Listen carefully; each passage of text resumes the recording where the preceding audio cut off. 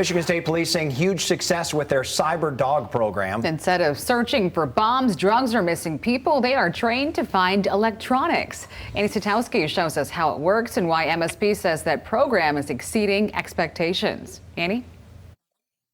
Yeah, guys, this is an amazing program. When we first introduced you to Kibby back in 2017, she was the first and only cyber dog in the entire state.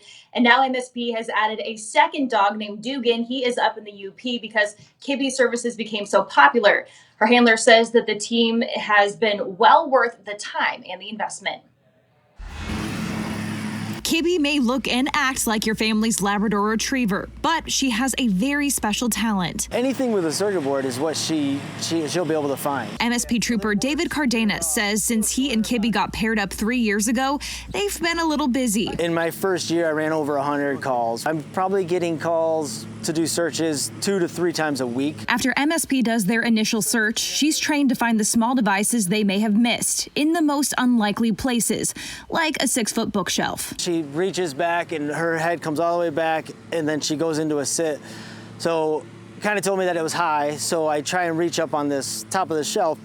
There was crown molding on the top of it, and I reach up there and there's a 5 terabyte hard drive up there that had thousands and thousands of images on it and thousands of victims. Trooper Cardenas works closely with Michigan's Internet Crimes Against Children Task Force and says the number of cases they've been called in to find these kinds of electronics was very surprising at first. A little scary to realize that there's that many predators out there. Made myself open my eyes a little bit more and try and keep my kids a little bit safer. Sit. Good. Face. Watch her in action, finding a hidden cell phone at this park in Rockford. Good girl. Stay. What's she doing? Good girl. So she found the phone, and now she's sitting, alerting that she found the phone. She'll sit there and kind of look at it and wait for me to give her a tennis ball. We hid the phone again, somewhere new for good measure. There it is. Oh, good girl. Yeah, stay.